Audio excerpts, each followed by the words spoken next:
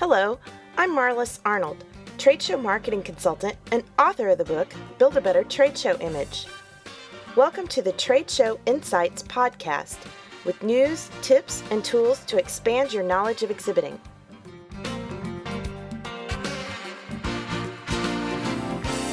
Today's episode is an excerpt from an interview I did on Suzanne Falter Barnes' Get Known Now teleseminar series. We'll be discussing the importance of exhibiting and having realistic expectations and goals.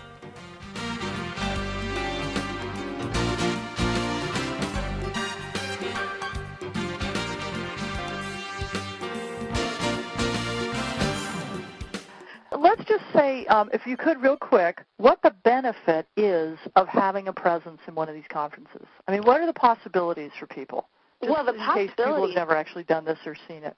The possibilities are amazing because a lot of times people, and especially these days, people tend to think, oh, I'm involved in all these social networks, I'm building relationships online. Right. Which is great, but it can never replace that face-to-face, in-person contact. Yep. I mean, you stop and think about it. Who do you most like to do business with? It's people that you've met, you have a connection with. And, sometimes, yes, that can be accomplished online. I mean, you and I have never met in person, but for the most part, you're going to get a lot further if you have that opportunity for people to meet you, bond with you, see who you are. I mean, how many times have you gone to a conference and you meet people that maybe you've known online or you've talked to on the phone, and all of a sudden it's like, oh, it's so great to put a face with a voice. Yeah. It really does make a difference. It's that personal human connection. And we're not always able to get up and speak. I mean, the best thing, the really ideal thing from a platform building standpoint is publicity generated by talks, or a Google presence generated by talks, or just getting up in front of audiences and connecting viscerally that way. But hard to get those gigs sometimes. So this is the buy-your-way-in alternative to having a live presence. Exactly, and it could sometimes lead to those talks. That's right. Because you get a presence on the show floor, and then all of a sudden the show organizers are aware of who you are. If your booth builds a lot of buzz and people are really excited about it and talk about what you've done, then it brings you to the forefront with the show or with the conference organizer. Right. So it really, it's a building step. And one thing I would really like to emphasize is it's not an instant get-rich-quick scheme. And they have this impression of like, oh, I'm going to go do this booth and I'm going to sell thousands of dollars right there at the... If only it were thus.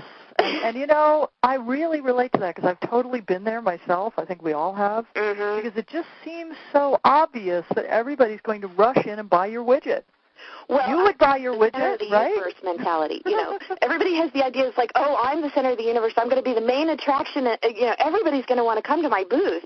It's like, no, I'm sorry. There's other booths there. They're not going to necessarily. Not everybody who walks through is going to be focused on you and what you're offering and what you have to sell. Right.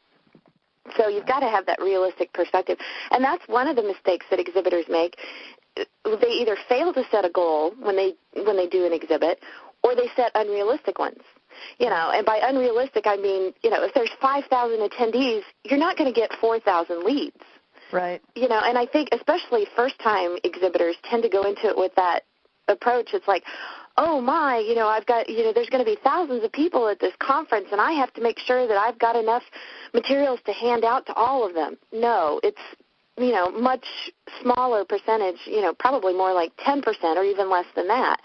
So, if you go into it with a realistic expectation, you're not going to be disappointed in the long run. Right. Good. What else can you tell us in terms of these mistakes? Well, also talking about, I said people who fail to set goals. If you go into it with no goals at all, then how do you even define your success? Right. And a lot of people, they set a goal, but they're really, kind of fuzzy about it. Like, how many leads do you want? Well, I want a bunch. Yeah. Well, what's a bunch? Right. For one person that might be 20 leads. For somebody else it might be 250. So, what I like to do, I set what I call a baseline goal, and then I set a, hey, wouldn't it be nice goal. And so maybe my baseline goal is, okay, I want 25 leads, good, solid potential customers. And then maybe my, hey, wouldn't it be nice is 75. And then if I fall somewhere in the middle of like 45, 50, then I can feel comfortable that, hey, I exceeded my baseline goal and I was moving up towards that dream goal. Mm-hmm. So again, it's all in perspective. And if you go into it with the proper perspective, you're going to feel like you were a lot more successful. Right. I mean, it's hard to know until you really get out in front of people what you can realistically expect with these things. You just don't know until your product is in the marketplace how it's going to do. Well, and also if it's a event that you've never participated in, if it's something that you've attended and been there as an attendee in previous years, you might have a little better idea of who the audience is and that type of thing. If this is your first time and you have no prior experience, it is going to be a lot harder. And that's where you need to turn to the people that are organizing the show or the conference and just say, okay, what's your anticipated audience? What types of people are drawn to this event?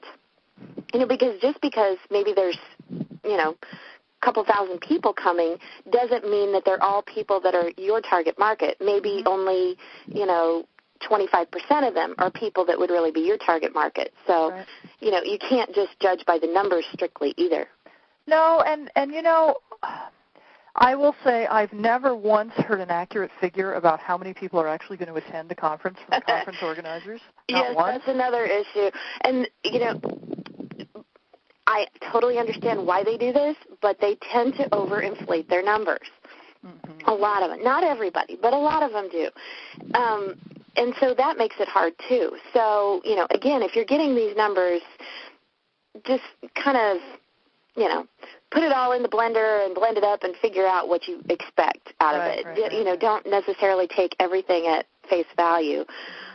There are some events, some of the larger events that are audited, which means that they are analyzed just like how they do audits for, magazine publishing or television advertising, that kind of thing. They really do these concentrated calculations of who the audience is, in-depth surveys, that kind of thing, and those are more verified numbers. Yeah.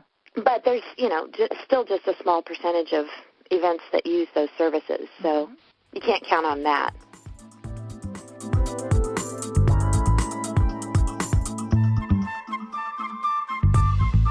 If you'd like to get a copy of the entire interview on the mistakes exhibitors make, just send an email request to marnold@imagespecialist.com. That's MARNOLD at IMAGESPECIALIST.com. Please put Mistakes Interview as your subject line. And if you'd like to learn more about Suzanne's media strategies to make you a household name, go to getknownnow.com.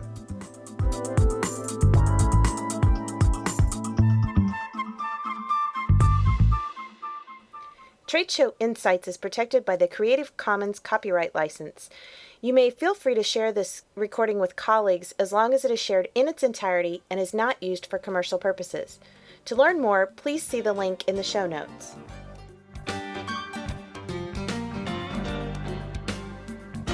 Well, that's it for this episode of Trade Show Insights. Be sure to check out our show notes at imagespecialist.com/tradeshowinsights. Until next time, I'm Marlis Arnold. Thanks for listening.